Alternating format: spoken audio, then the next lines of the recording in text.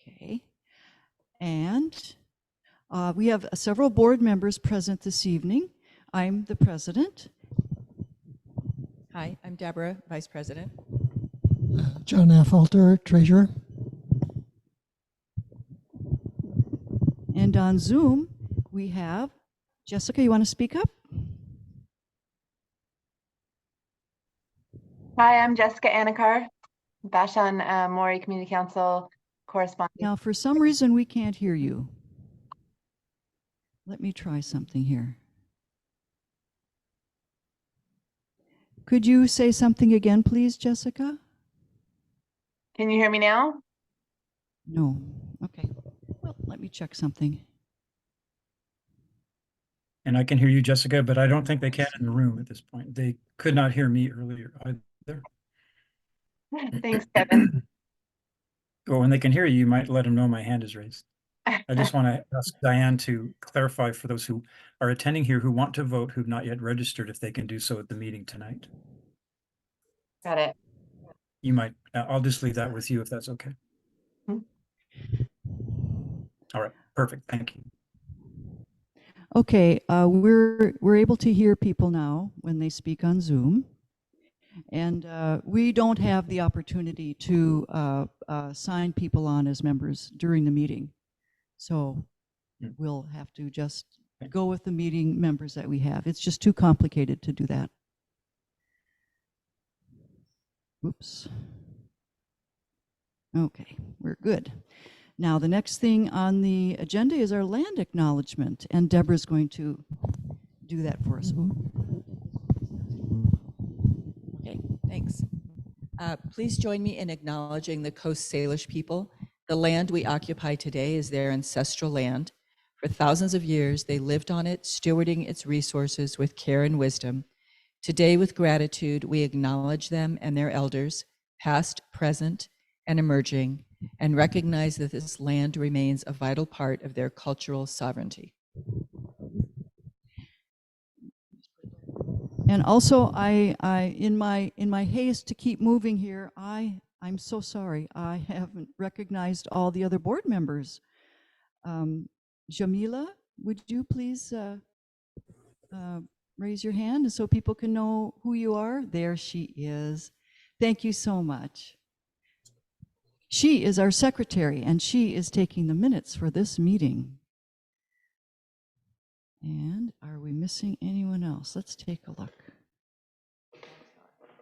Pardon? Ben's not here. Yeah, Ben isn't here. Okay, very good. All right, thanks for that. So now we have the agenda. And those of you on our mailing list, the agenda has been sent to you. And so you all have had a copy of it. And I was wondering if anyone wanted to propose any changes to our agenda for this evening. Seeing no one offering to change it, we're going to go ahead with what we have. And now the next thing, I just want to make a note that we're going to approve the minutes of the last meeting. So the folks on our mailing list also received a link to the minutes from the November meeting. And so are there any corrections to the minutes from the November meeting that anyone would like to raise? No? Very thorough job on the minutes, Mila. It was really fabulous. I really appreciate that. So hearing no suggestions, we will mark those as approved. So this evening, we have a number of guests at our meeting. We have Sparrow Etter Carlson, who is a sub-regional planning specialist for the King County Regional Homelessness Authority. And I think, let's see if we have,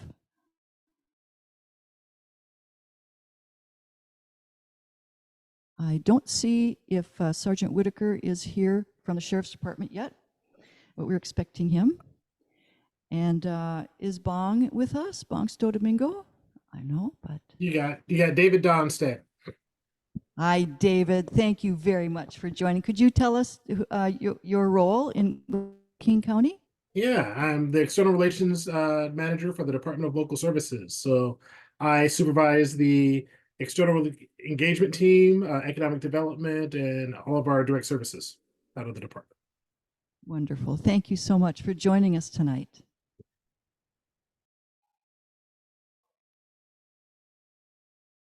Okay, and is there anyone I've missed who's not from, oh, Chris. Chris, would you please unmute yourself and introduce yourself, please?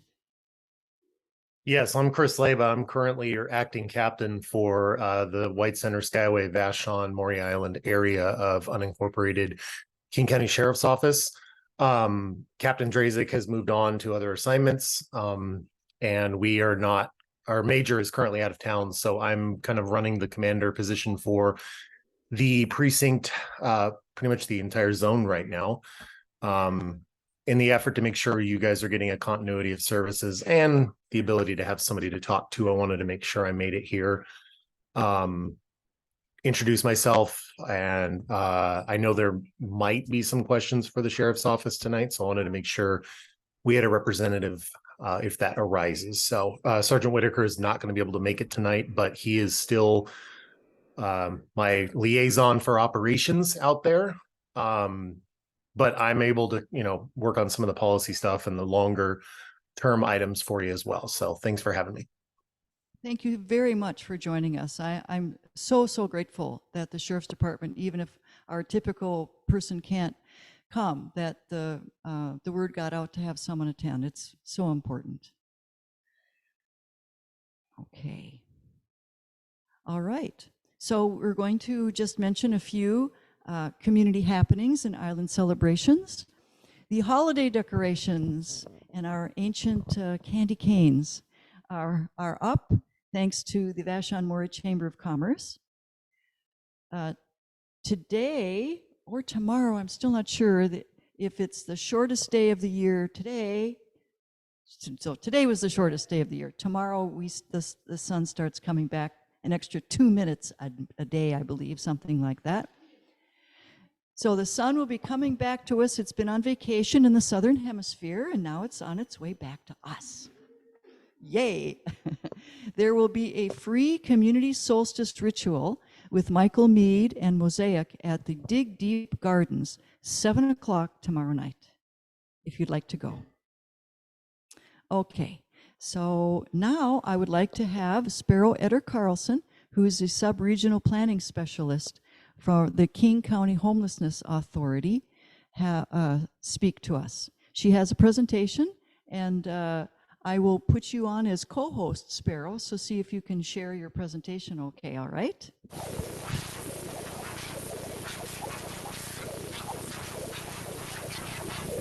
No, hang on a second, Sparrow. We've got some problems with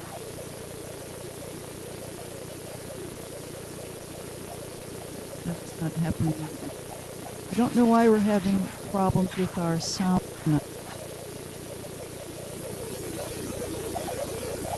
Sparrow, we can't hear you. All we're getting from you is white noise. So could you perhaps see what you can do on your end? Okay. Yeah.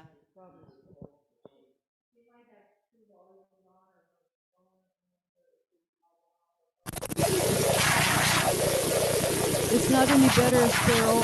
Do you have both your phone and your computer on right now? No, just the one. Oh my goodness. Yes, if this continues, Sparrow, I would suggest that you call in to the meeting, and I will run your PowerPoint presentation for you. I have the slides. I always do that.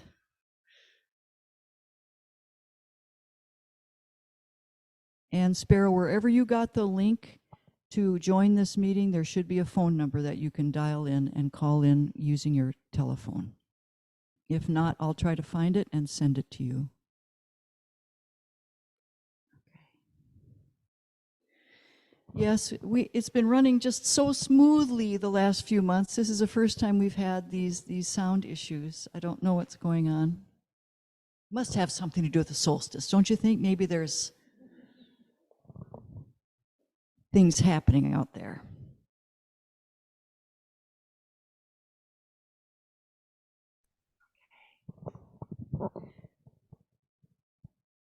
So she's probably calling in, and I'm just waiting to see her show up in the waiting room. Oh, she's gone already, though.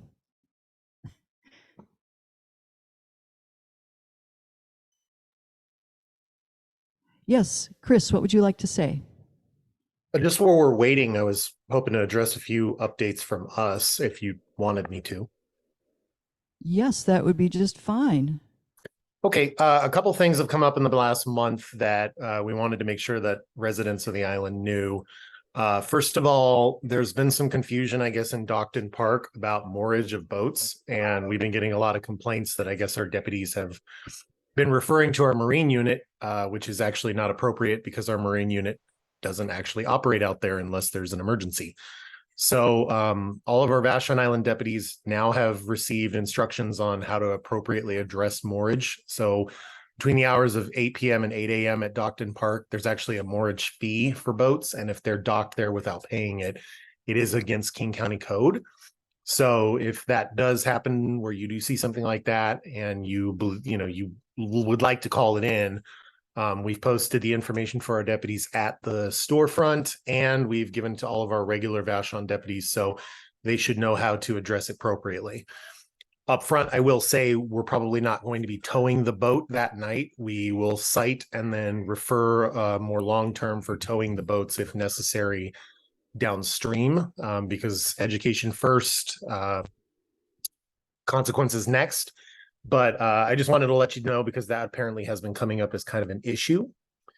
Another thing that came up was we had a complaint that came in today, and I don't know if the gentleman is here or not, that there have been issues with people driving in the wrong way in the ferry lines again at north end of town.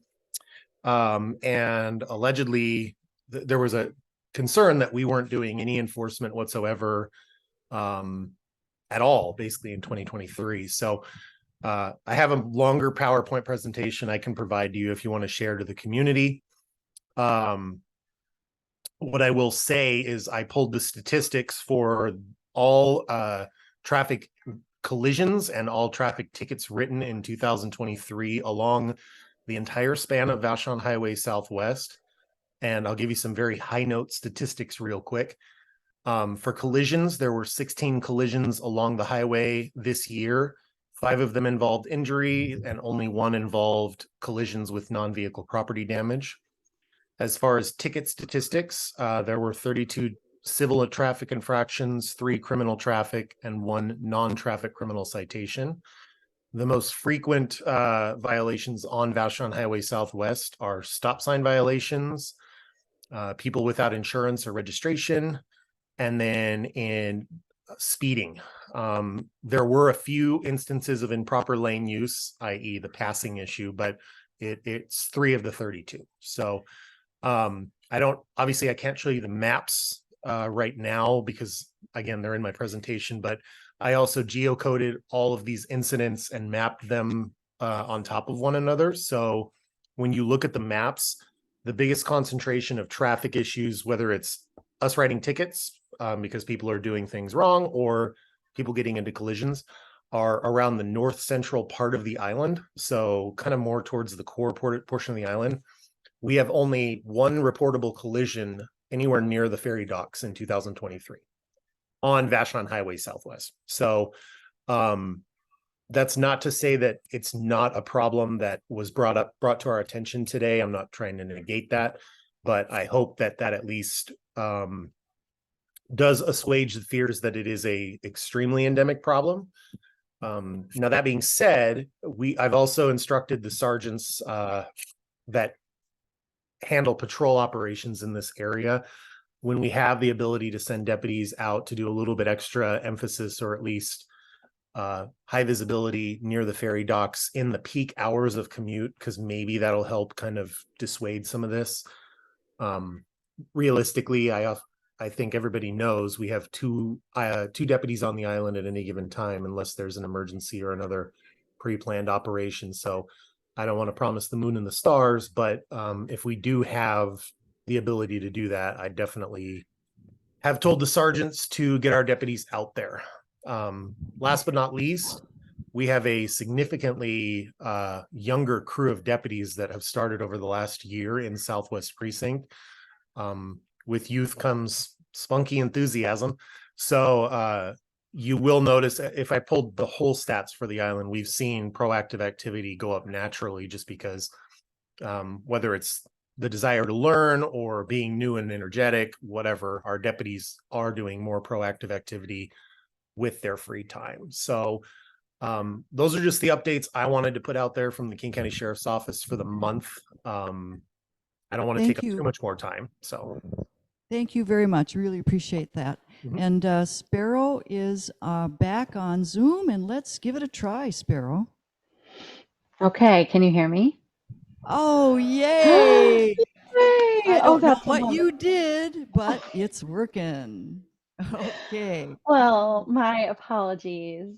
And Diane, thank you, especially to you for extending hospitality and inviting me to come share this evening. So I send my greetings. I'm sorry that I couldn't be with you in person. I much prefer in-person gatherings for reasons like audio issues, etc. But glad to be here with you tonight. And I just want to start by, as Diane mentioned, tonight is winter solstice, the darkest night of the year. And some of you may know and others may not that this day also marks the National Homeless Memorial Day. So across our country, as night comes and as darkness cloaks the land, we stand vigil for all of the folks that have died while unhoused across our nation. Tonight, we stood vigil for 334 precious individuals that have died in King County while homeless just in this last year alone. So I would like for us to take a moment before I dive in to share with you tonight, just to honor the particularity of each of these individuals, their lives lost, and their lives that were lived. So just one moment of silence, please, with me.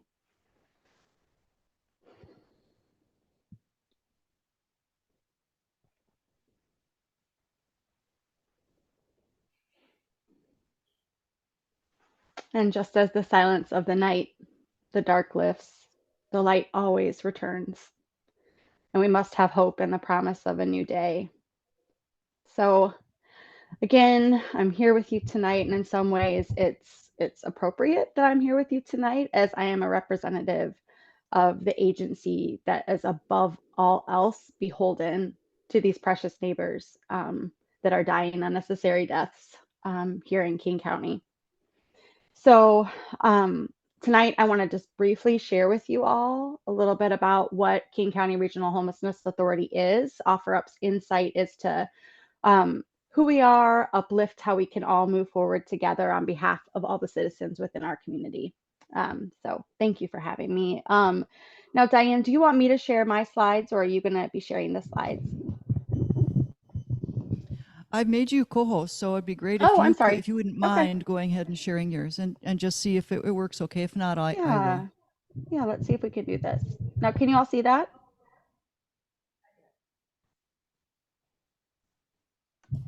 You have to share your screen. Yeah. All right, let me see here.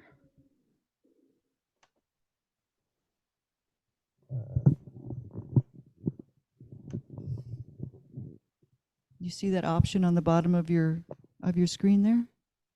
Yep, I'm almost there. All right, can you all see this? Yes, we can now. Wonderful. And just know that I'm not able to see you while I'm sharing. So please, Diane, just speak up if you need to interrupt me at all. But I know we will have some time at the end, right, for comments, engagements, questions. Yes, people will, after your presentation, Yeah, Okay. because I can't see anyone except you either, so I wouldn't be able to Oh. see if anyone else is, Okay. All right. So, what is the King County Regional Homelessness Authority? The King County Regional Homelessness Authority was formed with broad community support to unify our region around shared responsibility and accountability for reducing unsheltered homelessness and better serving our unhoused neighbors. Our mission is to significantly decrease homelessness throughout King County using equity and social justice principles. And our theory of change is if we create a homelessness response system that centers the voices of people with lived experience, expertise, then we'll be able to meet the needs and eliminate inequities in order to end homelessness for all. It's important that we be really clear with you all about what we are as an agency. So what is within our purview and what is not. That has caused a lot of confusion within our community. And it's actually taken me quite a while to understand who does what within the continuum of care across our region. So this slide just helps to illuminate what KCRHA does and does not do. So just to give you an example, we are not in charge of housing, capital, and development. Outreach, the city of Seattle still has large oversight over outreach, but we manage outreach contracts. Encampment response, city of Seattle still is in large part in charge of encampment response. Well, we are also overseeing outreach and encampment response through the management of contracts, etc. Crime and safety, we have our fellow police officer here tonight. We are not in charge of crime and safety. So hopefully that will shed a little bit of light on who we are and what we are not. Sparrow, I'm going to interrupt Yes. you just very briefly. Oh, so you're done with that slide. Okay. It's just that. Oh, I can go back. Okay. So City of Seattle doesn't apply to us at all. Only King County applies Right. to us. No, I So- know. Yeah. Okay. Yep. I think it's just important. Thank you for that reminder, but it's just important to show you all Okay. Thanks. across the board. Yeah, who does what. Thanks. So one of the major milestones accomplished this year was our unanimous approval of by both our implementation board and our governing committee of our community's 5-year plan. This plan recognizes that to bring more people inside each year, we must expand the capacity of our system, optimize existing resources, and invest in new resources where they can have the greatest impact. Our 5-year plan has one overarching goal, and that is to bring unsheltered people inside in a way that meets their needs as quickly as possible. Just want to highlight what the need is, as I know many of us already know and feel in our day-to-day lives and see in our communities. In this last year alone, there was a total of 53,000 people experiencing homelessness in King County. In 2023, so just this last year alone, we saw a 19% increase in people experiencing homelessness in Washington state. This number is much larger than previously understood, and it is really clear, both in practice and our data shows that our system does not currently have the resources to meet this need. The greatest need within this population is the Black and African American population, Native and Indigenous, trans, and gender nonconforming.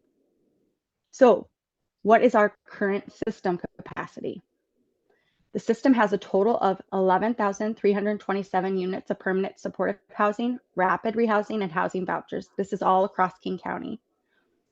The shelter system has a total of 5,302 emergency shelter beds, including congregate, non-congregate, and population-specific beds. So we have a major gap. To move 53,000 people inside, we would need to create 18,200 units of temporary shelter or housing by 2027. So what does success look like? How will we measure success from our 5-year plan?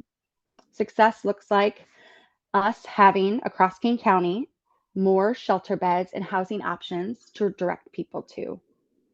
People having the services they need and can move through the system quickly, fewer people returning to living outside after shelter, and more people being permanently housed.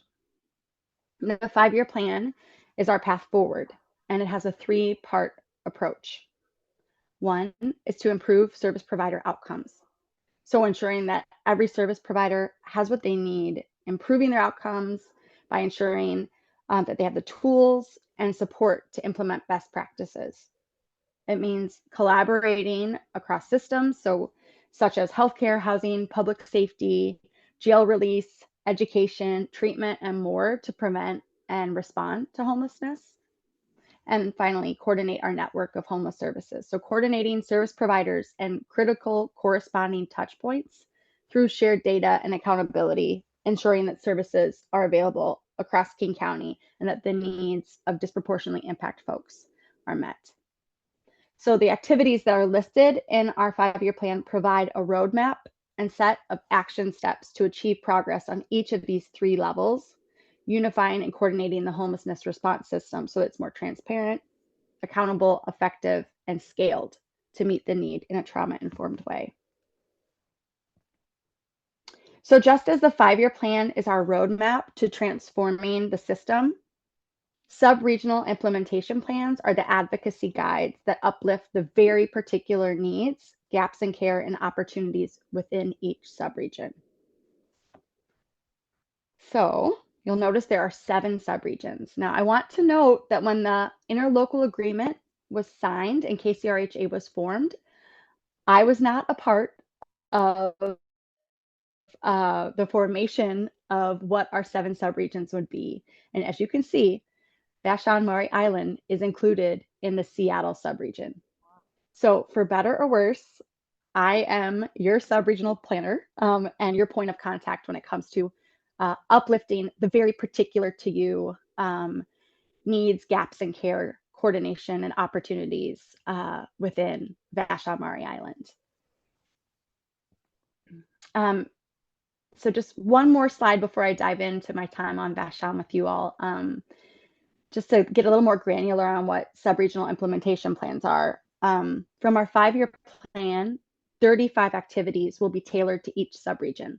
These will be identified in collaboration with service providers, community partners, and city human services staff.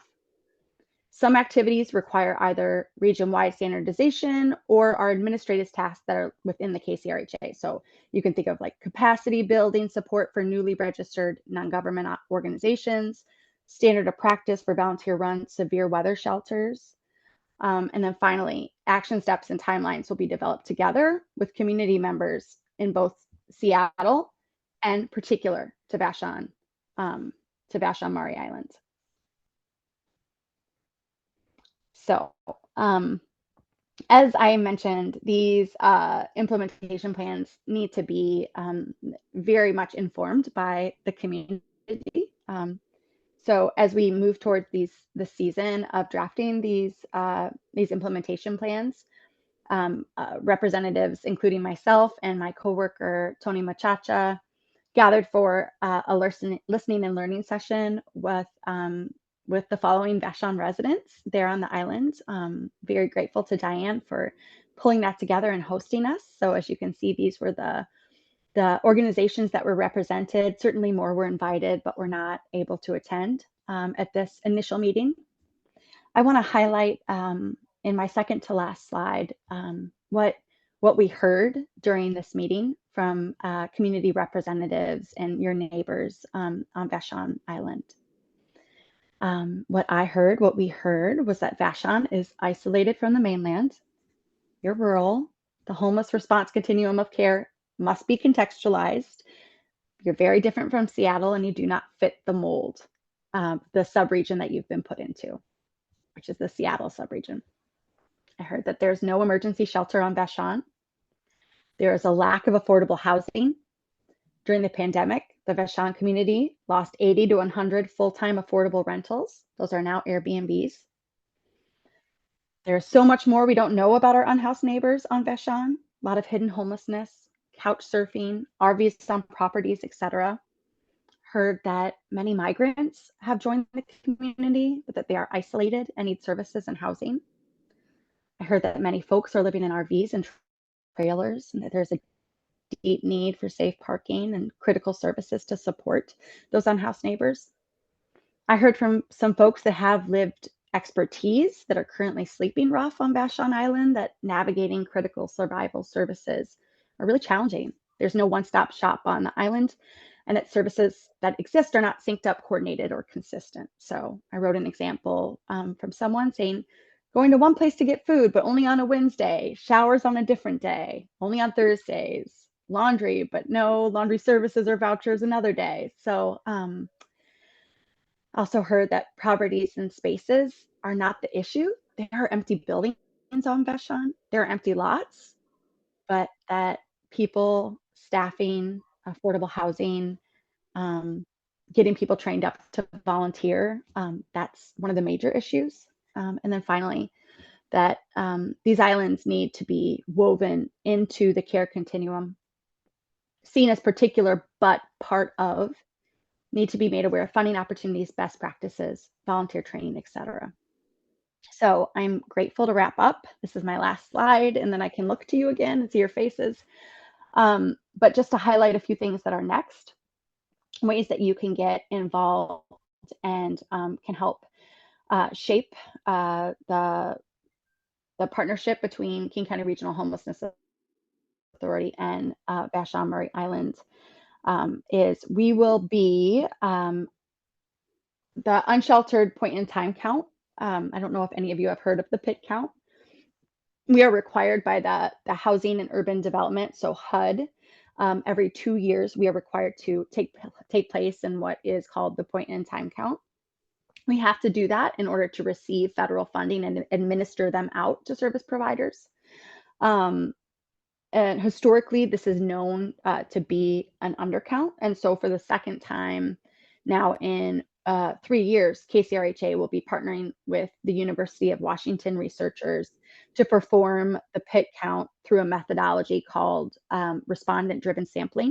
I don't want to get too in the weeds here. I have sent Diane a one-pager on this, as well as a couple other slides and infographics that hopefully she can send out. I can also send out afterwards, but essentially we will be coming to Vashon Island this year. And from January 22 through 22nd, we will be recruiting volunteers that will then in different hub locations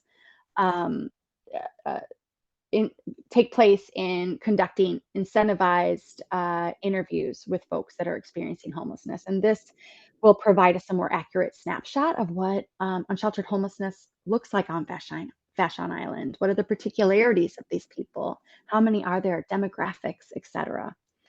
And then from there, I will start to work with your community and communities across Seattle in shaping the sub-regional implementation plan. And so my invitation I extend to you all is to please email me and reach out if you would like to be a part in shaping the implementation plan moving forward. So I know I just threw a lot of information at you.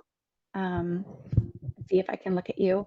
I want to just conclude, now that I can see your faces, by letting you know that I came to this work in government after 20 years of accompanying my unhoused neighbors on Aurora Avenue in North Seattle. I'm the founder of Aurora Commons, which is a really beautiful community-led neighborhood living room.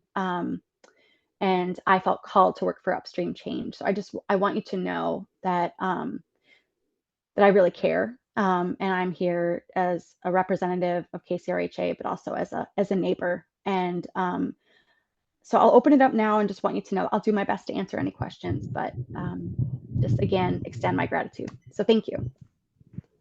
Thank you very much for your presentation. Really appreciate it, and I really appreciate you summarizing some of the things that came out at the December 5th meeting. That was very, very helpful. Okay, we're going to open it up for questions. People on Zoom, please use the reaction button to raise your hand. And if there's anybody here in the audience at the Land Trust who would like to say something or ask a question, raise your hand. Or comment or whatever you'd like. Jeff, come on. Wait. Oh, okay. I'd like to comment on this whole issue about affordable housing and homelessness. I mean, we're living here in the Puget Sound region, the Seattle area.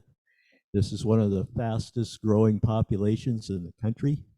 And whenever I hear these discussions about affordable housing, homelessness, what have you, I never hear the word overpopulation. I never hear anybody suggest that we stop population growth. I never hear that. It's never part of the discussion. I just want you to know that. Thank you very much for that comment, Jeff. Anyone else? Is there? Oh, okay. Now we have Rick Shrum on Zoom. Rick, what would you like to say or ask?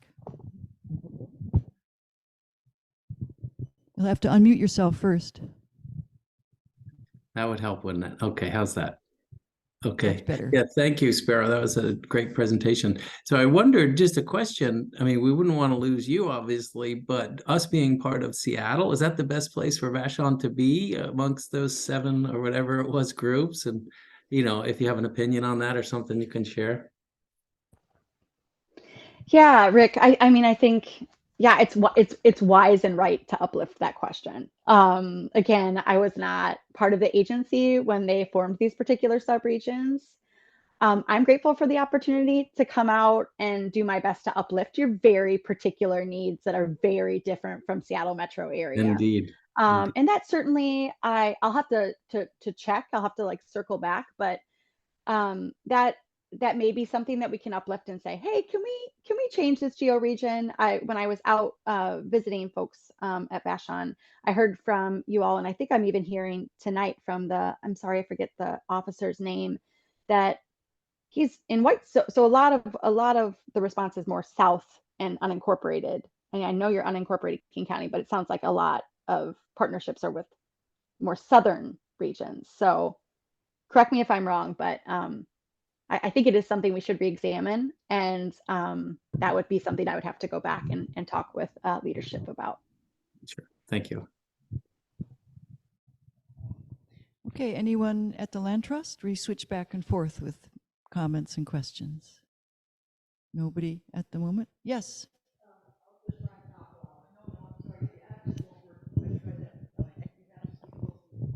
Is there any coordination between your organization and the interfaith homeless group on the island? Okay.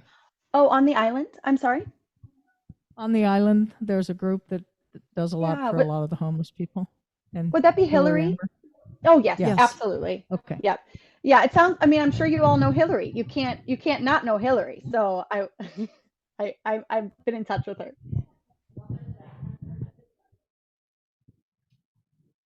Yes, Hillary was at the December 5th meeting and has been in contact frequently with the organization over the years as well.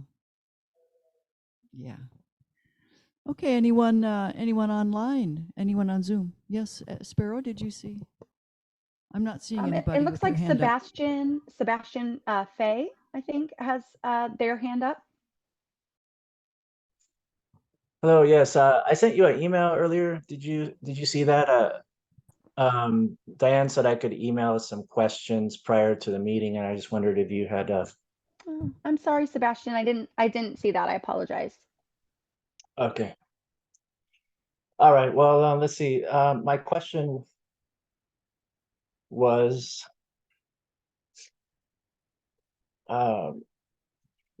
given aggregate property taxes in King County for 2023 rose by 6.4%, or nearly $436 million, going from 6.6 billion to 7.2 billion. 60% of these taxes go to public schools.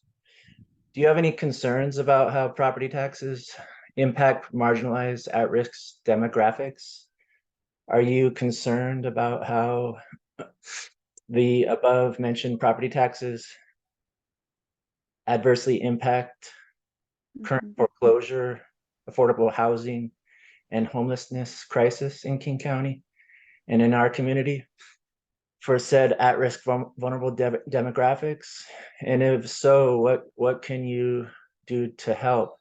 And also, I just wanted to point out that many of us in our community are vulnerable demographics and are very concerned.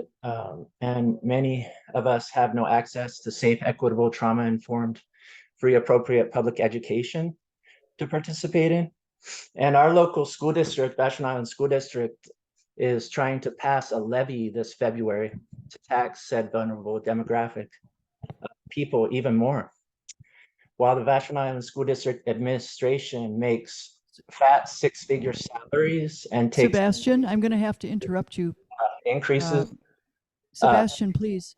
every year. You asked her a question, Sebastian, and she needs to try to answer it. Done, Diane. Okay.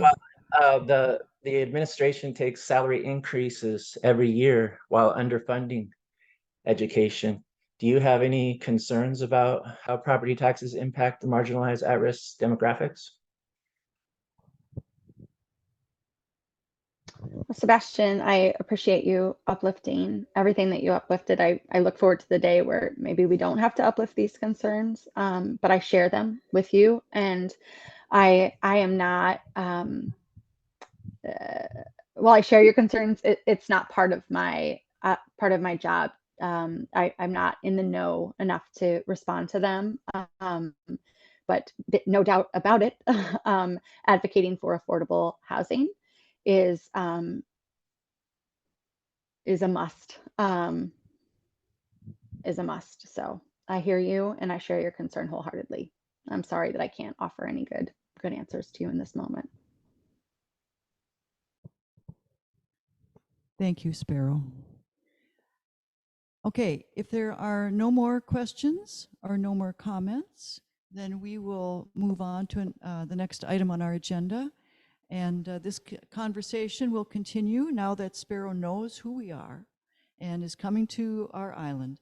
I am positive that we will, our Vashon-Maury Island will be getting some help and support and ideas from the King County Regional Homelessness Authority. Okay, thanks everybody. So next on the agenda, we have our Vashon Local Election Winners. And we have some of the folks who won the elections this year. And I'll just go in order of what I have on my list, on my agenda. And if I've missed anybody who's shown up, well, they can jump in at the end. And so we'll have 2 minutes of introduction from each person and leave 3 minutes for questions. Now, we will have a microphone going around, and Jake's going to help send the mic around. Now, because of the Sheriff's Department update, which wasn't scheduled in our agenda, we are running a little short. So if you could keep things really focused, that will really help us get back on track. So first, we have Martha Woodard from the school board, and she's on Zoom. Hi, everybody. Thank you very much for your participation in this incredible organization. I really look forward to coming in at least via Zoom as just a listener and a concerned islander. And thank you for your votes for those of you who did vote for me. And of course, I'll do my very best to represent and do the best job I can for the community. I wanted to say that because of the Open Meetings Act, we cannot have 3 school board people in the same place without it being an official meeting. So I wanted to just acknowledge that Casey, who is our third person who is new, would be here if she could be here, but she can't. So that's all I have to say at this point. Okay, does anyone have any questions for Martha? I'd just like to thank you so much for your service to the community, Martha. We're all very grateful that you've taken this on. Thank you. Okay, next we have Juniper Rocknaby. I don't want to make people. Is this on? Am I okay? I don't want people to, this feels awkward. Can I come up and sit with you? Okay. I just don't want people to have to turn around and, yeah. Hi, Martha. I'm really delighted to be in a position to be serving with Martha with her extraordinary years of service as a public educator. For good reason. She is a really beloved figure in this community, and that was very clear. Everybody who'd ever been in her classroom was really excited about the opportunity for her to take this kind of leadership role in the community. I also want to say that I was also sort of collaborating in the election with Martha's opponent, but Martha and I are both of one mind that we now can benefit from the extraordinary input of Angela Marshall. Her insight, her professional expertise is invaluable, and so she is available now to sort of be a collaborator, kind of an offline collaborator, which is actually incredibly exciting. And I also want to take this moment to thank Jake in the back here, that I was running against Jake. His, no, don't hide. His indisputable love and care for the students of this district is not lost on me. And I'm excited to see you here, and I'm excited to continue to hear your voice and to honor your service. You know, I feel like the learning curve for school board members is really steep. There's a lot of things, like Martha mentioned, the Open Public Meetings Act. I feel like we're all really interested in learning more about how to be faithful to OPMA. Like there's some acronym soup, a lot of policies and procedures. Some of these things serve our students and some of them may not. So we're, I think, in the beginning, really investigating some policies we have in place, some procedures. What is sort of, I have to say, I would be pretty happy if going forward we stop using best practice, because I think sometimes it's shorthand for systems that no longer serve the needs right now of our particular learning community. So I'm excited to develop some new policies and procedures that are responsive to this moment in time and this particular learning community. I think we are, while the new board, we all have different kind of passions and areas of expertise. There's so much overlap in what we want to see transformed in terms of a higher level of accountability and transparency with the public. I hope whenever possible, we will be able to come and talk to you here or go talk to people wherever they are, go and be where the people are. Not everybody can come to a school board meeting at 6 o'clock on a Thursday night. So if there are other opportunities where people want to ask questions, people want to understand why certain decisions have been made, that the deal is that we answer to you. We answer to the public. We work for you, regardless of whether you have children in the school district, regardless of whether, and I talked to someone yesterday whose student goes to school off island, and she said, well, he is really engaged. And I said, well, I'd love to talk to him. And she said, well, he doesn't go to school there anymore. I said, I don't care. If he has some great ideas, if he wants to engage in the democratic process, I would love to hear from him. I really believe, and you'll hear me say this all the time, because I think it's one of the greatest encapsulations of kind of my philosophy, is that Ayanna Pressley, who's an extraordinary congresswoman from my home state of Massachusetts, says those who are closest to the pain should be closest to the power. And I really liked hearing what Sparrow had to say about really centering the lived experience of folks who are living unhoused.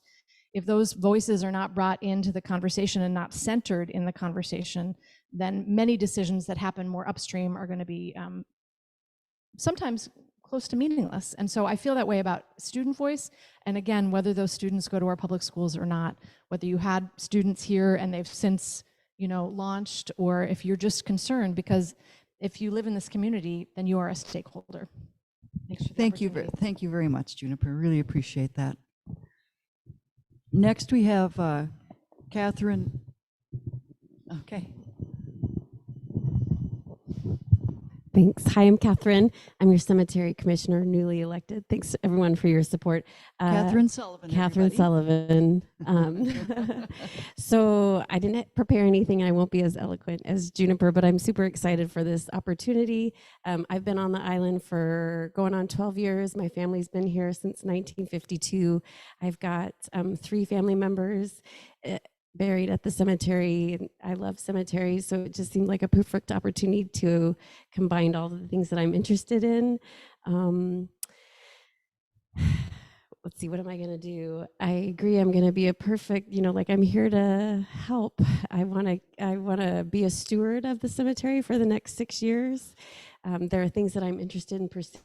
The first thing that I'm working on is creating a website for our cemetery and distinguishing the difference between King County Cemetery District and the Island Funeral Service. Because in speaking with some people, there was confusion about who does what. And I think one of the first things that we can do to clear that confusion is clearly explain the two different entities. So thanks for giving me this opportunity. Anyone have any questions for her? Not seeing anybody raising their hand on Zoom. Anyone here? Thank you very much. We look forward to having a website to help clarify things that are happening over there.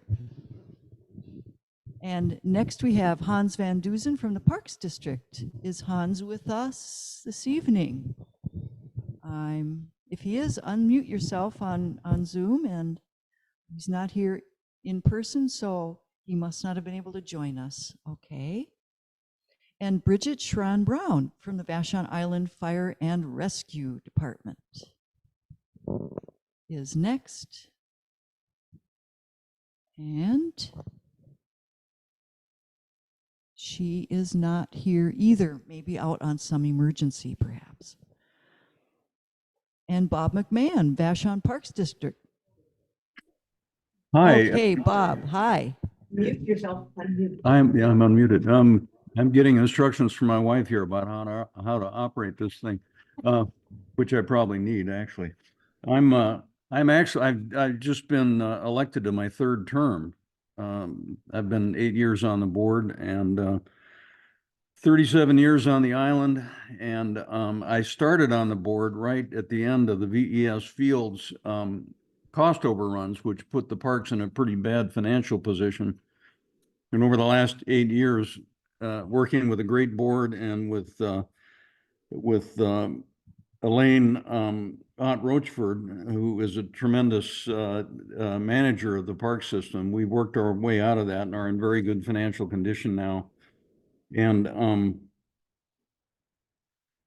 we're financially stable. We've been passing the inspections by the county and by the state with flying colors, so we're in great shape. And I know that was a concern of a lot of islanders there for quite a long time.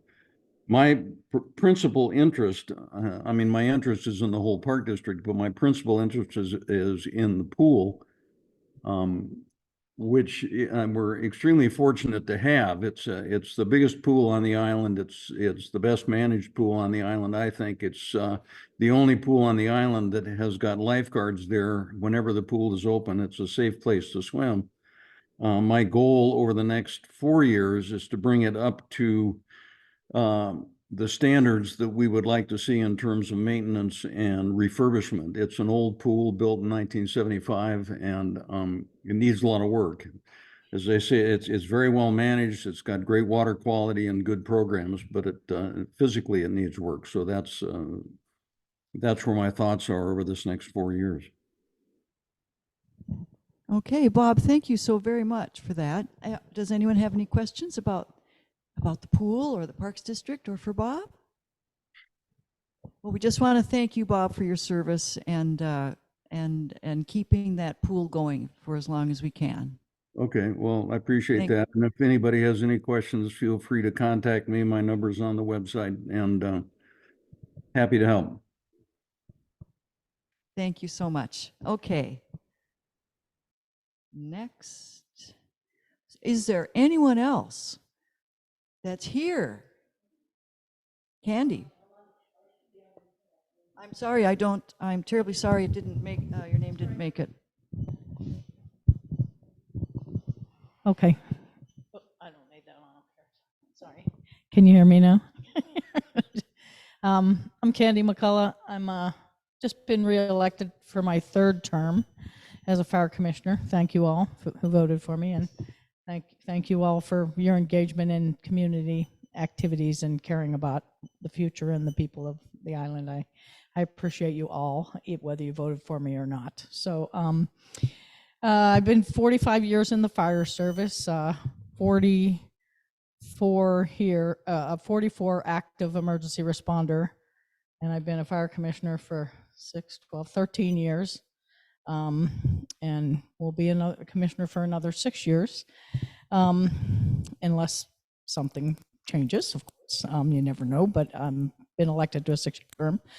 So I want to thank those of you who are engaged and pay attention to what we do, and I want to encourage you to pay attention to what we do. The majority of the people on the island voted yes for a huge levy, for us to have a huge increase in our budget. We're doing a lot of things with that money, and it's important that you stay engaged and keep your finger on the pulse, and look at our website, come to our meetings, figure out whether you like what we're doing with your money, what you don't like. Feel free to contact myself or other commissioners. I shouldn't volunteer them. So feel free to contact me if you have any comments or input. And thank you. Thank you for your votes. Thank you for your support. And thank you really for what you do for this organization and all the other organizations that I know several of you are involved in. And you're all just wonderful people. And, I like that we can respectfully agree or disagree. In this group in particular, I have had, the opportunity to agree and disagree on different occasions. And I appreciate being respected and being respectful. And I love that about the group of people on Vashon that are engaged in the community. So if you have any questions about the fire department or where we're going, what we're doing, feel free to contact me. And I'm here for you.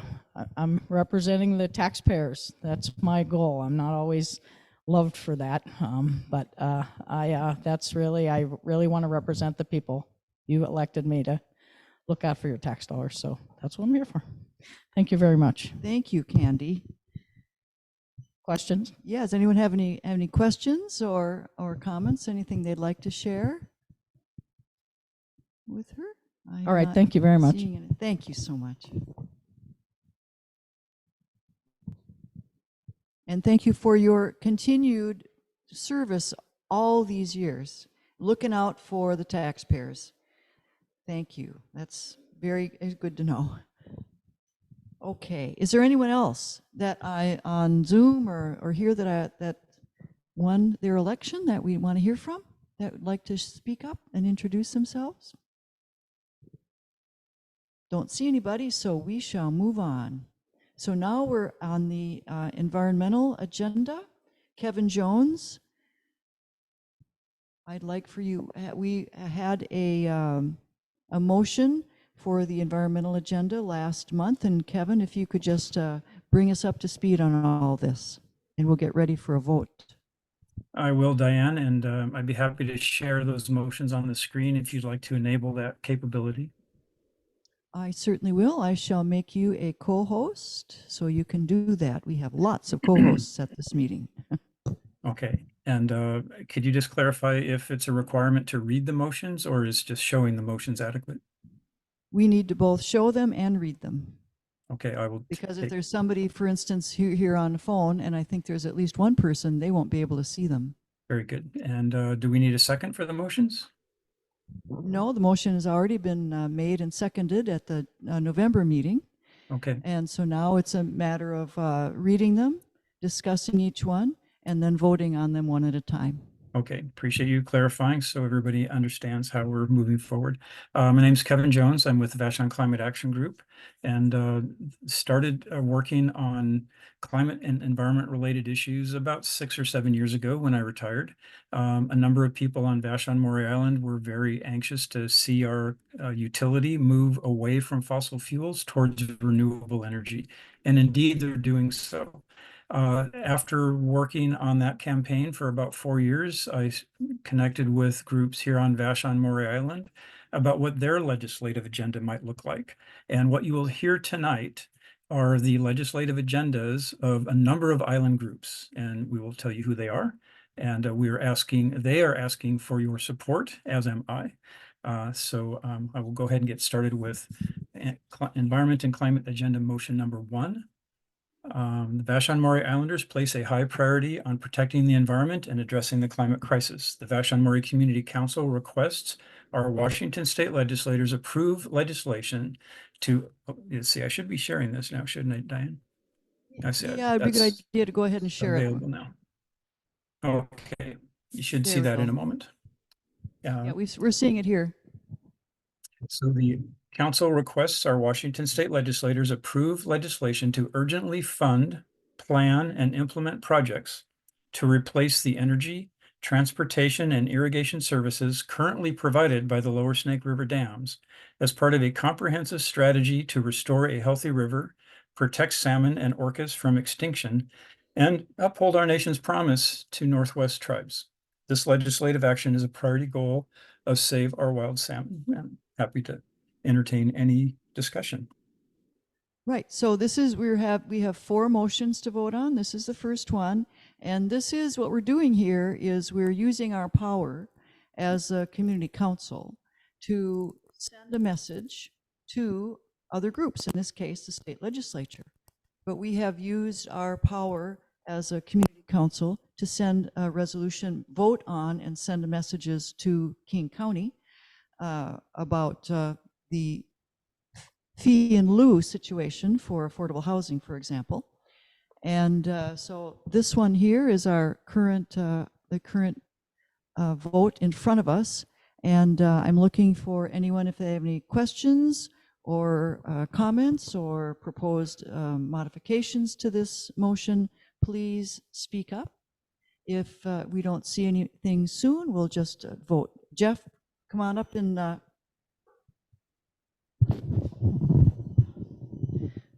Jeff has something you'd like to say about it. Can you hear me? I can. Yeah.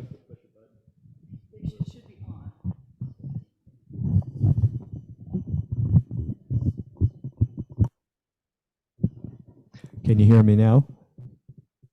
I can hear you now, and you came through loud and clear before. Oh, okay.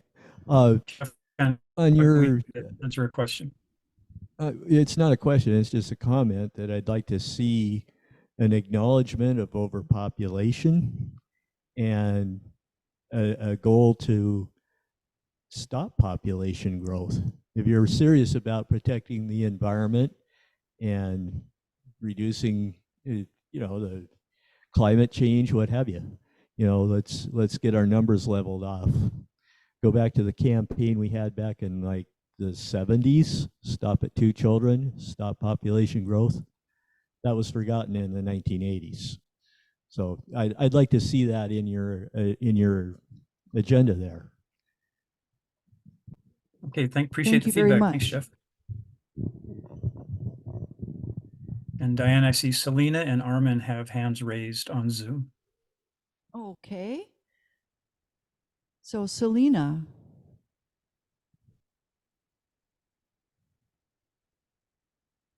There we go. Hello, this is actually Selena's husband. I would just like to request information. I don't really feel comfortable you being part of the community representing this to shut down dams. I just like to acknowledge you're talking about 4 dams that produce kilowatts of renewable energy. And I guess I have problems with destroying infrastructure to rebuild a whole new system when all of those projects take an enormous amount of energy. I think there needs to be, like, you need to do, like, what do they call the carbon balance on your proposals here. This is really, it's a pretty drastic thing. And could you address how much renewable energy that you would be eliminating to rebuild the new project? And actually what as far as the climate's concerned, what would the impact be? What would the carbon balance be? That's my. And yeah, and thanks for the question, Selena's husband. I didn't catch your name. Joe. Judo. Okay, thanks. You will Joe, notice that J-O-E, yeah. Joe, okay, thank you. One thing I do want to make sure to point out is that the goal and objective of Save Our Wild Salmon is to replace those power generation resources. And so the outcome that they seek is to not only maintain the availability of energy, but also to restore a resource which has been significantly damaged and threatens the ecosystem, which is the salmon, which are on verge of extinction. So it is a trade-off in terms of being able to move in a direction that restores a resource that's been destroyed while maintaining a resource that we definitely need. Don't have any numbers as to exactly how many kilowatts and how much carbon. That is not a subject of their goals, but they're working with the legislation to support the legislation that will achieve these goals, as you see. Well, I just urge people to do the quantitative aspect to see if we're going to save the planet with these ideas. We need to do the calculations. That's my comment. Thank you, Joe. We have another question now from Bill Moyer. Hello, I was just actually going to offer to respond to Joe if that's a use. Check. I'd say go ahead, Bill. Yeah, Joe, I of course always appreciate and respect your perspective on things, and in this situation, from what I've learned, the like on label productivity of those dams is about 3 times more than what they're actually producing because they're run-of-river dams, and that I believe that it's there's like 3,000 megawatts is what they're supposed to be able to do, and they actually are producing about 1,000 megawatts on average per year, and that the one of the recent agreement with the Columbia River tribes was for the in federal investment in replacement energy. What's clear to me is that the one thing that is not replaceable is abundant wild salmon, and the thing that we are in the process of replacing and continually replacing over and over again is the power generation. And this power generation from those 4 dams is a small percentage of the power, the hydroelectric, the power of the state and the hydroelectric power in the system. Check. And again, I'm sorry, and I should just add that there are treaty obligations around the fish. So it's like, and if we're going to survive on this planet, it feels to me pretty important that we listen to indigenous people and the priorities and how their cultures survive and connect to place. And part of that is the allowance of wild rivers to be abundant rather than to be decimated. Thanks, Bill, for filling in on some. I know you're quite involved in the policy issues here, so much appreciate your input. Diane, I guess you're running the show, but is Armin up next? Yes, definitely. And Armin, you should have been up before, but I wasn't seeing you on my screen. So please speak that's up. fine. I put something in the chat that I'll just repeat what's in the chat, that there are studies that salmon population on the Snake River is already increasing. What's the problem? Where's the evidence of the statement that we need to do this to save the salmon? I think you should get more information before you vote on this. Kevin Jones and Bill Moyer saying that salmon is endangered when other scientists say that it isn't. That doesn't make it so. And I agree with everything Joe Yarkin said, that what's it going to cost, and what is the balance of replacing that energy after all this money has been spent putting those dams in the first place. There's a tremendous carbon footprint to putting concrete dams in, but that's already been done. It's a sunk cost, as the economist said. Why would you demolish these dams, and what will it cost in carbon footprint for the energy to demolish them? And where's the evidence that it'll actually make a difference when the science on this is constantly changing? And I've heard many studies by fish biologists and so on that the salmon population is recovering on its own just fine and dandy. I think you need more information before you do something that just sounds good.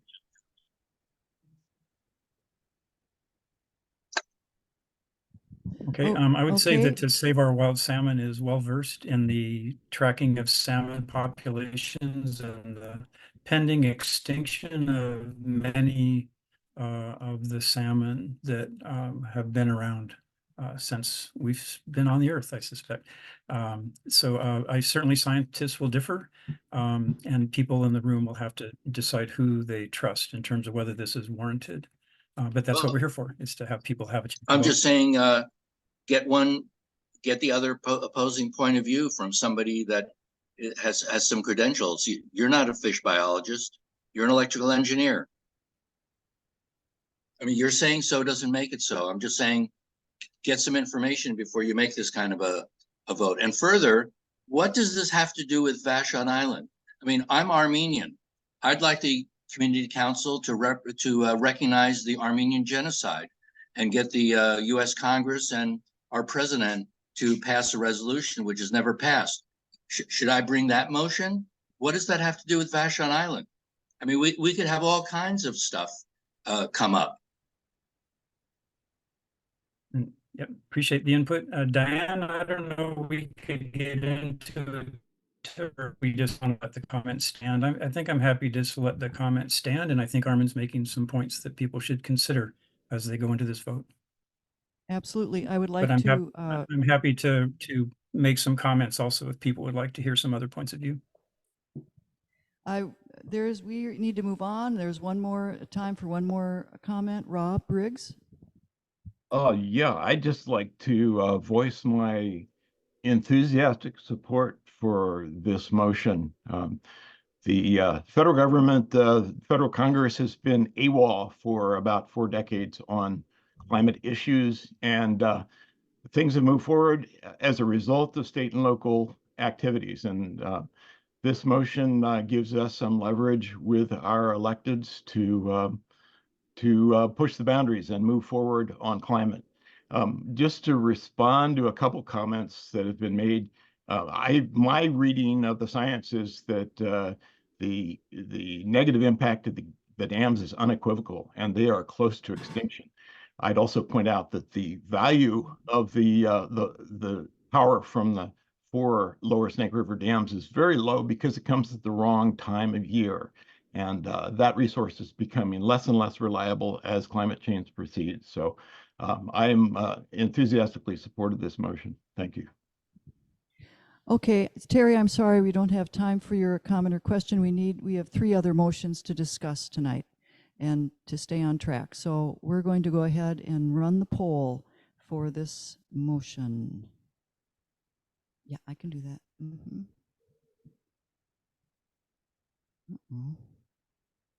It's not letting me. Oh, there it is, polls and quizzes. Here we go. And Diane, if I understand right, the folks on Zoom will see a survey show up on their Zoom screens. They will definitely see that. Motion 1, Lower Snake River Dam removal. So I've launched the poll, and we need to take a vote here in the room. Could I get some help, folks? And so the question is, do you approve motion 1 on Lower Snake River Dam removal? Yes or no? So hold up your hands if you want to vote yes, those of you in the room. If you're a member. If you're a member. And this is voting, please just keep it to members. If people didn't vote against, how many would vote against in the room? Okay. So on the screen it's 18 to 20 and yeah. So it looks like 20 of 22. Am I right?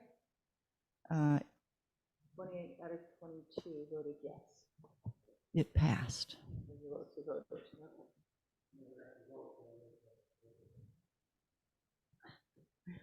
Yes or no? Okay, so we are 20 of 23 voted yes, so it passes.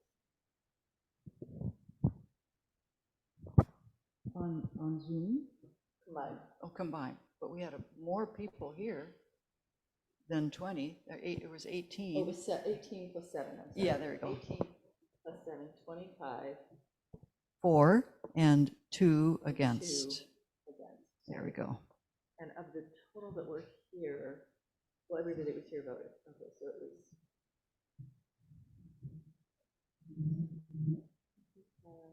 No.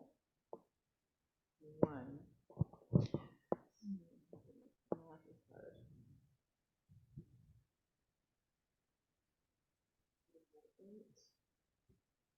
Which is 27 and 2, isn't it? Yeah. That's all we need. Yes. It Definitely passed. 25 out of 30. Okay. Okay. So Kevin, you want to remove this motion number 1, which passed, and come on to the second one? Yes. Very good. You should hopefully be able to see that now. Yeah, we can see it. And if you could read it, please. Okay, I will. Vashon-Maury Islanders place a high priority on protecting the environment and addressing the climate crisis. The Vashon-Maury Community Council requests our Washington state legislators approve legislation to achieve these outcomes.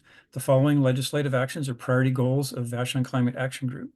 There are 4 of them. Number 1, remove specific impediments to community solar projects and to assure new rooftop solar owners receive full credit for the energy they generate.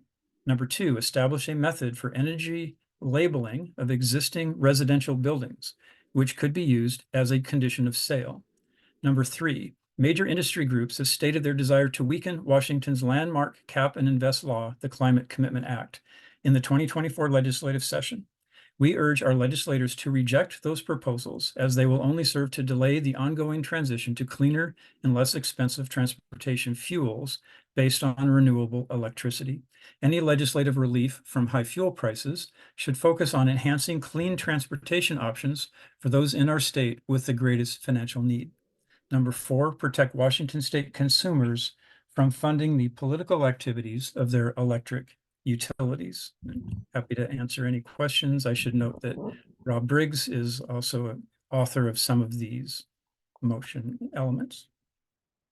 Okay, is there anyone here in the room at the Land Trust who would like to comment or have a question? Jake. What is the definition on number 2 there of energy labeling of existing residential buildings? What does that mean? Great question. So the particular goal is for the state of Washington to create a process by which people who evaluate the energy efficiency of residential buildings can be put in place. The several municipalities, none in Washington state that I know of, ask that residential buildings, our homes, when they're put up for sale, that the sale is accompanied by an energy label to show how energy efficient the home is. It's been shown that such a process encourages homeowners to improve the energy efficiency of their home and gives buyers insight into how energy efficient the homes are that they're considering purchasing. The only goal here for this legislative session is for the state of Washington to create a program by which individuals who would do that assessment are somehow given the appropriate credentials. The fear of not having that in place is that there may be a number of people who have different levels of experience and knowledge attempting to charge homeowners to put an energy label on their home, and they don't actually have the credentials to do the job right. Okay, are there other folks with questions or comments they would like to make about this particular motion? Yes. This is Armin. Oops. On item 2. My question is about the same. So Armin, could you hang on just a second? We have someone here in the room first. What does that look like to establish a program to measure the energy labeling for a home? And is that like another government agency we'd have to create? And is that going to be another cost for anybody who has a home or buys a home or sells a home? Or Is it going to be a required thing? I don't quite understand how that would pan out. Right. Good question. Thanks for that. This goal does not create any requirement to have energy labeling of your home, to buy your home, or to sell a home. Existing departments of probably Department of Ecology would basically establish a program where they could identify the kind of requirements for a person who would do that work if the state decided to move forward with that kind of a program. As I mentioned, there's a number of other municipalities and states who have this type of a program already. We don't know. It could be as simple as saying, let's bring in an existing program and see if it works here in Washington State. If so, go ahead and identify, maybe tailor it as needed, but put in place a process is basically all that we're asking in this goal at this time. Okay, Terry. Excuse me, Armin, please, Armin. Yes, I was going to ask some of the same questions that Candy just asked, and on top of it, I don't recognize one person in this group there or on the Zoom or in past meetings who's in the real estate business, with the exception of me. I've been a licensed broker for 50 years. This is actually my 50th year anniversary. Have you gotten any input from the realtors on this? Again, it's like all rather one-sided. There's an absence of the other points of view on these things, like many things that this council comes forward with. I think you need to have a little bit more pro and con here, and seek that. And there's a number of realtors that I have talked to who are supportive of programs like this to raise awareness of making sure that buyers have information that when they make that large investment, sometimes the biggest investment of their lives, they go in with good information and not surprises down the road. Of course, Armin, as you know, not all realtors are of the same mindset. So I'm sure that we'll find folks who would probably find concerns about it. But the folks I've talked to have generally been supportive and see benefit in this. Well, who are they? Why aren't they here? What you're talking about is hearsay. Where are these people? Why aren't they here themselves? I didn't feel compelled to invite folks here and have to go into a detailed debate. I think this is a question of council members who are all here tonight to see whether this is a policy that they think would be good. And if so, they should vote in support. If they don't think it would be good, they should support to oppose. Well, I'll just say I'm in commercial real estate. I'm not in residential real estate, but this just sounds like another cost impediment to a home transaction. It's already pretty unaffordable for most people. All you're doing is just creating another resistance point, another complication. And who's going to do this, and what is it going to cost, and what does it add to the cost and the transaction complexity? And here, just to be clear, all we're doing, our goal is to establish a process in Washington State for the labeling of existing residential buildings. Terry, I think you had a question. Yeah, Terry's next. Yeah, I think that the operant words here are establish a method. And I would like to suggest there that this label should not be an abstract figure of any sort. It should be more like an audit, so the person can see what exactly is lacking in that house. Is the insulation lacking, or the windows not sufficiently insulated?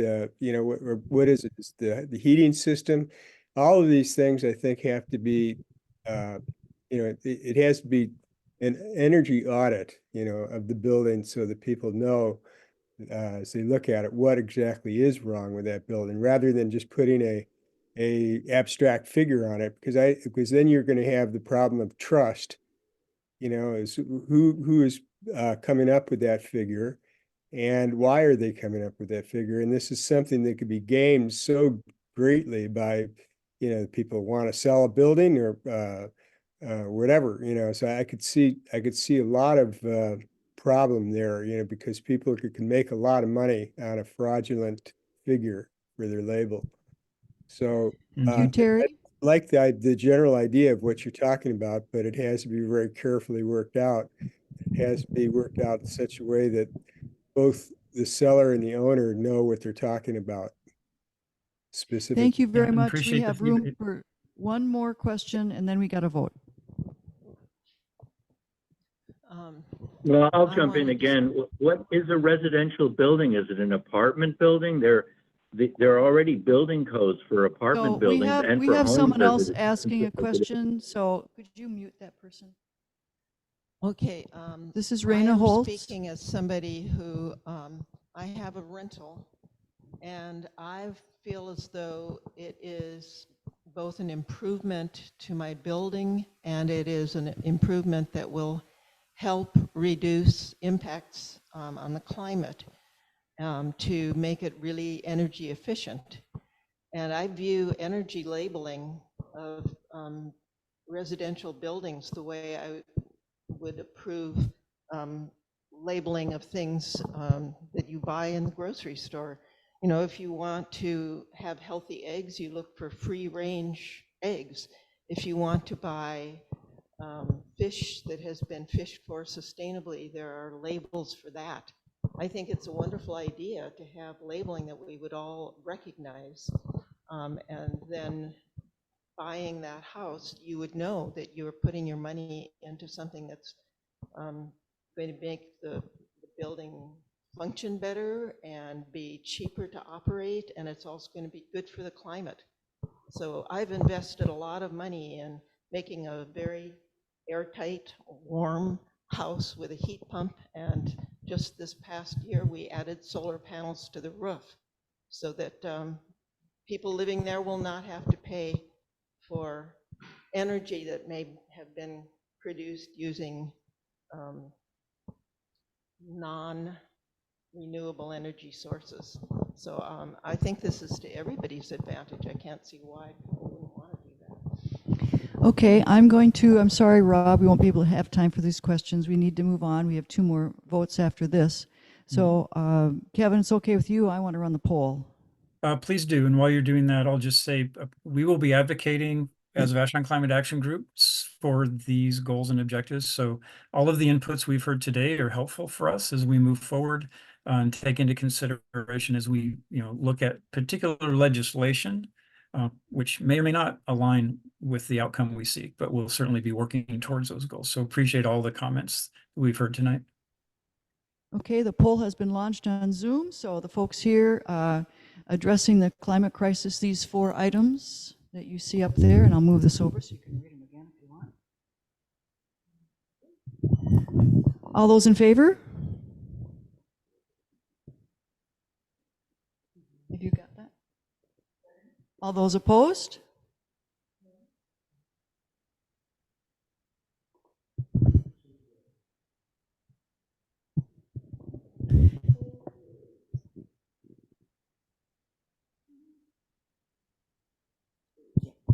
That's all we need there.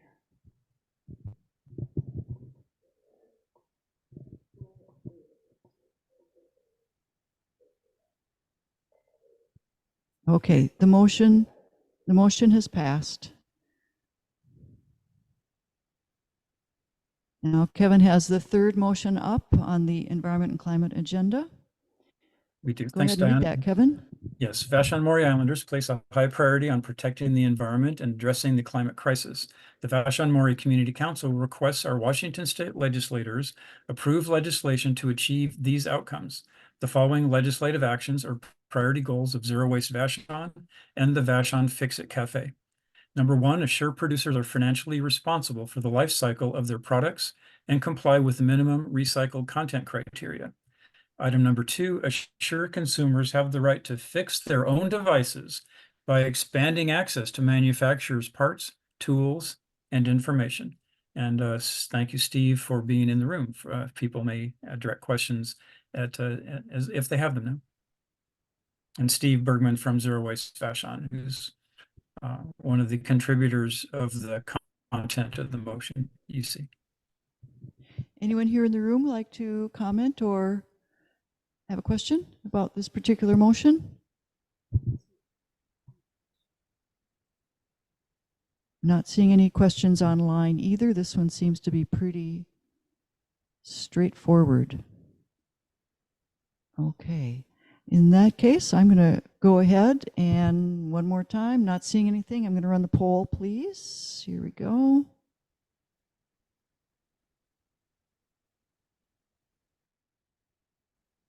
Motion 3, launch. So, motion 3, enhanced reuse and recycling. Do you approve of motion 3 on enhancing reuse and recycling? Those of you who are members? And against? Anyone against?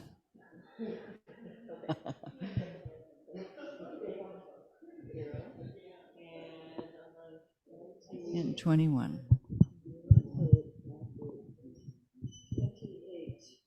To 1.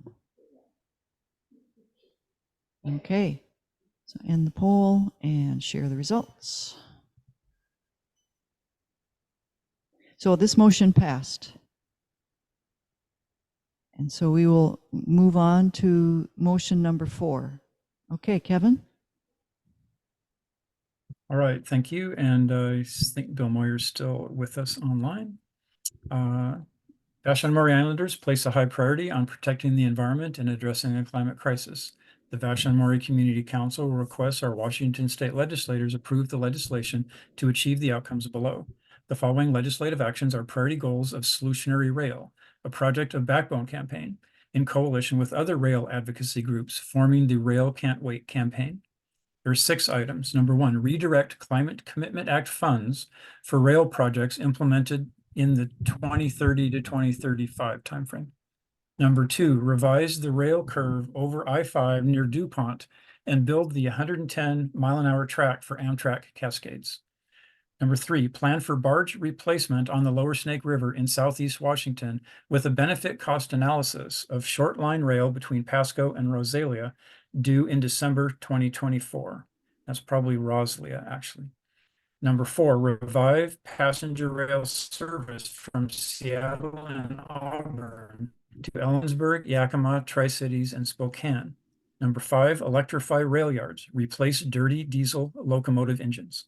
Number 6, enhance Washington State's rail planning and management capacity. Create a dedicated rail office and rail advisory group. I'm open for questions. Anybody here at the Land Trust building want to comment or have a question? Anybody online? Yes, I do, Joanne. Okay, Joanne. There's so many things here and so many questions. I couldn't even begin to, we can't discuss that. There's a lot here that you know, someone has to know a lot more than we would know by just hearing this in order to vote for it. It's way beyond my knowledge.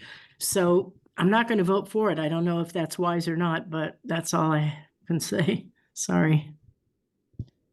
So I will Diane, go you may ahead want to elaborate on the process, just so people know. What was that, Kevin?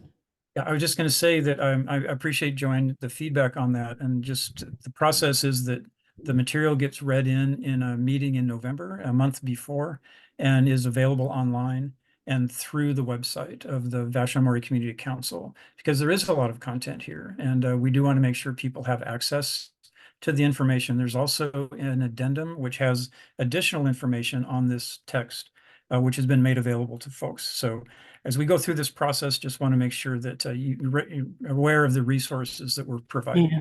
Thanks for reminding me of that. Yes, thanks. Okay. No worries. Yeah, you're welcome. Okay, so anyone? Is there a hand up over there? Did you see? When? Who?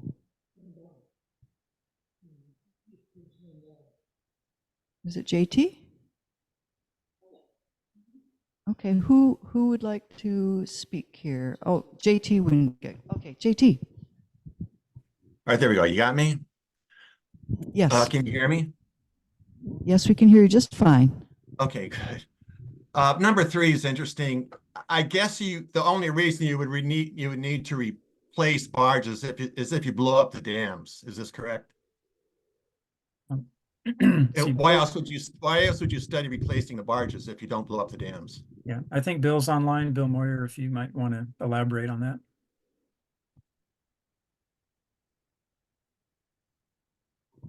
See, as an environmentalist, I kind of like dams. And they provide Bill, clean, sustainable energy. And right, your second, Bill, the first one, you want to blow up the dams, and the second one, you say how important it is to use clean, sustainable energy. Do you feel like you're fighting against yourself with some of these motions? I think Bill is on mute, but he's probably going to be able to come online and give you some feedback. Hello, I'm having a hard time unmuting. I apologize.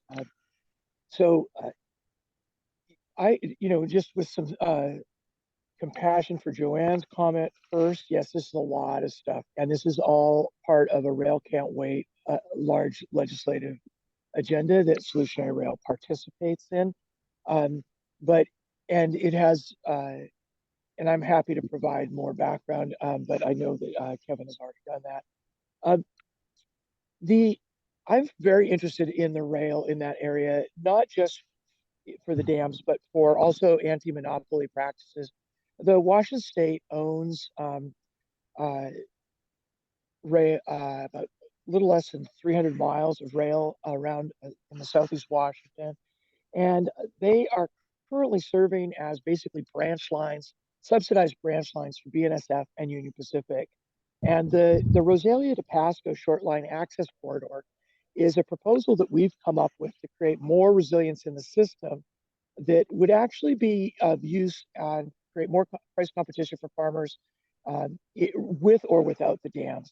But with the increased uncertainties and the risks that are relate to, yes, absolutely, dams, and you can see plainly that I support the breaching of the dams, the Snake River dams, is that getting started now, using the state-owned assets of our rail and making them more, creating better connectivity and allowing for the short line operators to have to move trains and move wheat in a competitive way that is competitive with Union Pacific and BNSF, as well as competitive with the barges on the river that are highly subsidized by the taxpayers, I might add, at approximately $42,000 per barge when all that's added up. So anyway, I think that there's great reasons for Rosalia to Pasco short line corridor, and I think it'd be an easy thing for us to study because it requires very little additional assets for Washington State to create a much more connectivity, competition.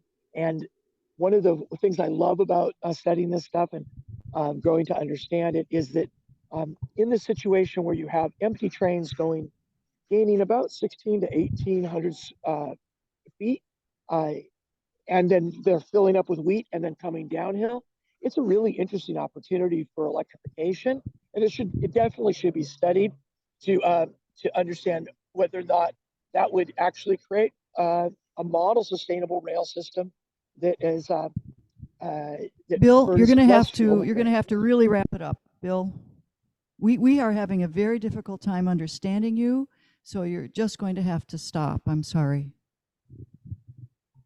I win, yay. Sorry, I'm having a hard time getting unmuted. Sorry. Yeah, Thank you, Bill, for it's really garbled. I'm sorry, we just can't continue. That's fine, thank you. Okay, we have one other question here. Briefly, please. Okay. I have two comments about it. One is that I have read two books that really do champion the idea of electric transportation One's about electric transportation in the Twin Cities that was very pollution-free, and it was very inexpensive, and it was replaced by gas-operated buses, and we have never gone back, and the reasons are not good reasons. The other one is that having read a little bit of Bill's book, Solutionary Rail, I can see that the same thing happened with railroads, that we used to have some wonderful we had electric railroads crossing the state of Washington that were great, and they moved things more cheaply and without the cost of pollution. So I feel as though we should, and the other side thing is that the dams are, although you could say they're renewable energy, they come at a very steep cost in terms of justice and the environmental cost to orcas and salmon. And so that kind of offsets the fact that they're renewable. There are other renewable sources that don't have those costs, that essentially when the dams were put in, we were abrogating a treaty that predated them, that the tribes were entitled to the salmon that went up those rivers. And ever since they've gone in, we've tried to mitigate for the cost to the salmon. And I heard a very interesting presentation by one of the scientists that had been studying it for many years and working on solutions. And essentially billions of dollars have been spent unsuccessfully trying to compensate for the costs to the salmon, and they have failed. So Thank you very much, Raina. I appreciate that. So Raina, are Okay, you voting for this? Sorry, are you voting for this, Raina? Your opinion matters a lot to me. Are you voting? She is voting for it. Okay, thank you. Okay, it is definitely time for us to move on, and we're going to run the poll on this one.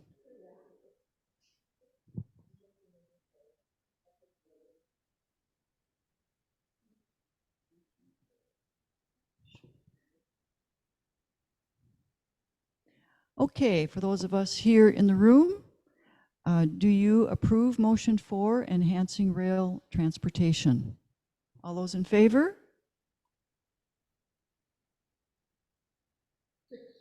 All those opposed?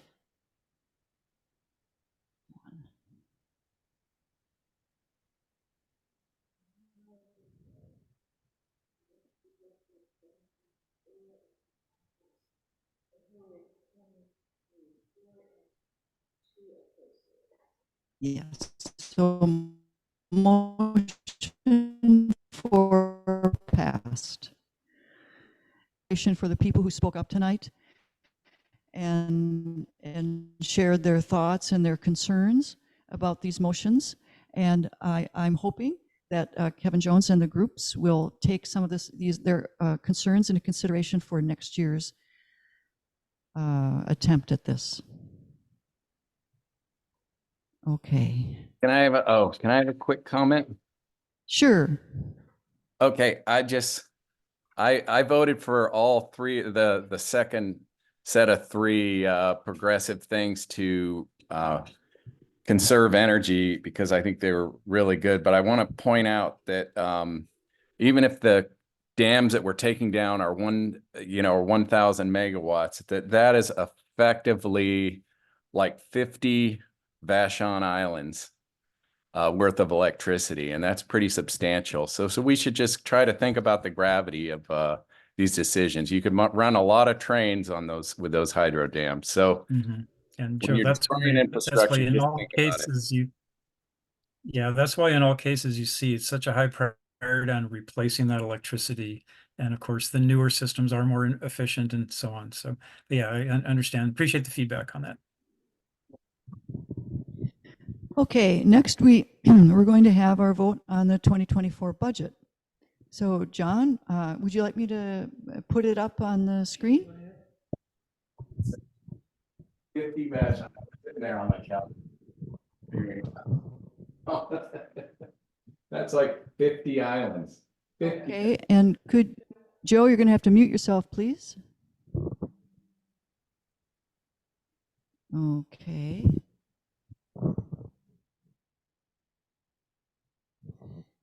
All right, so I'm going to share my screen.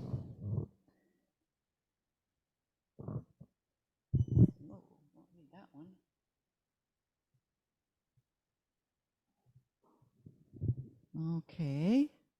So this is the 2023 budget, actual or as close as we are, right, John? Yeah. Okay, and then I'm going to move over to the 2024 projection here. So everything here is pretty much the same as last year. We're anticipating a pretty stable financial environment through the end of this year and next year. And with the resources we have right now, we should end up next year with a balance of $4,700, which is pretty good. Considering that we have very low expenses, that would get us through the following year too if we managed it well. So I think that's really helpful. Are there any questions or comments from folks either on Zoom or in the audience here? I would also like to add that at the last board meeting, we chose to take 10% of whatever we bring in and put that into savings. So we now have $2,000 in savings, and from now on, every time we have income, 10% of that will automatically go into savings for us. Okay, so I will entertain a vote. All those in favor of approving this budget, raise your hand in the room. And I don't have a poll, so if everybody that's still online could also raise your hand. If all those in favor, please. And I'm going to stop sharing here so we can see everybody.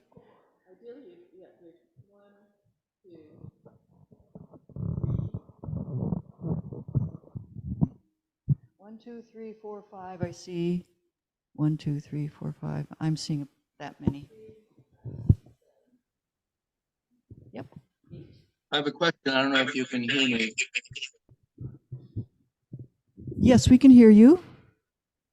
The print is too small for me to see. Do you have something in there for the cost of doing a tax return for 2023? No, we don't. You don't have that in your budget? No, because we submit our tax returns to the IRS ourselves. Okay. We don't hire someone to do it for us. Okay. And all those against? Anyone against this budget? Seeing none, I guess it passes, huh, Deborah? I think so. I think they say people are still raising their hands on mine. Oh yes, please take your hands down if you are. Okay, so so it looks like, oh no, okay, so any votes against? We'll ask one more time because people were leaving their hands up. Any votes against the budget? Not seeing anyway. Okay, very good. It passed. Thank you. And now I would just like to say how happy I am to know that Rick Shrum has applied to be on the board, and the board has approved him, and we need an endorsement from the members. So Rick, would you please introduce yourself and share with folks who you are? Sure, happy to. I even remembered to unmute myself, so that's good. Yeah, my name's Rick Shrum. Like Diane said, been on the island for 20 years now, and love the island like everybody on this call, and finally sort of getting more formally involved in the community council, and real interested in particular, interested in all things, if you will, but in particular, I'm up on the north end near the ferry parking lot and near the ferry dock, and so north end issues and challenges is one particular area, and then just affordable housing in general, I guess would be my two thematic areas, but I'm interested in all the different island topics too. So looking forward to meeting people and working together in this group. Thank you, Rick. Does anyone have any questions for Rick? Online or here in the room? Well, I'm not seeing any, so I did set up a poll for Rick, so I'm going to run that. It moves around when I do this. Okay, back. There we go. It won't let me launch. Huh. Oh, that's bizarre. Oh, a poll has been launched in this meeting, but it's not letting me launch it. So we'll just do it the old-fashioned way. All those in favor of endorsing Rick Shrum to be on our board of directors, please raise your hand.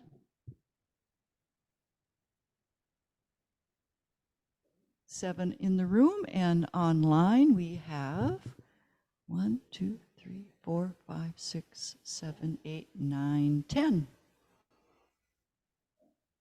Yeah. Anyone against? Nobody's against. Well, wonderful. Welcome, Rick. We're really happy to have you. And you'll be with us on the board at our next board meeting. And thank you so much for serving the community in this way. My pleasure. Thank you. We do not have time for community announcements or open discussion this time. I'm sorry. Our next meeting is Thursday, January 18th, 7 o'clock on Zoom and the Land Trust Building. Possible speakers include Puget Sound Energy on tree pruning and easements, and I have asked them to come and speak and haven't heard back yet. A possible affordable housing discussion, Vashon Food Bank update for sure, and a ferry update. Who knows? We'll have a number of different things. All right.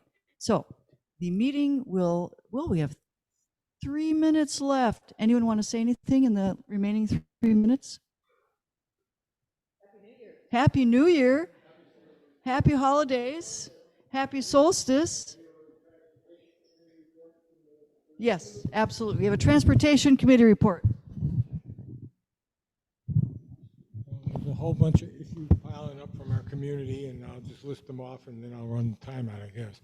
But the Vashon Island Highway in Southwest 188th, the development going on there has lots of friction and conflict with traffic and with pedestrians and bus stop.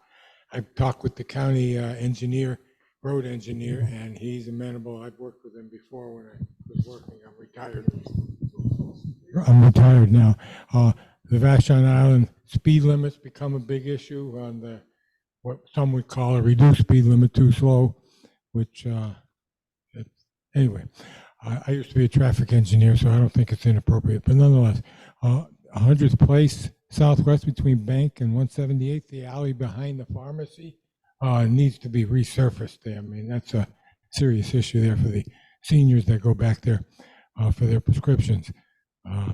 97th Place Southwest, behind Thriftway, is lots of cars, no sight distance because of the curbs there. Someone got hit and hurt pretty seriously.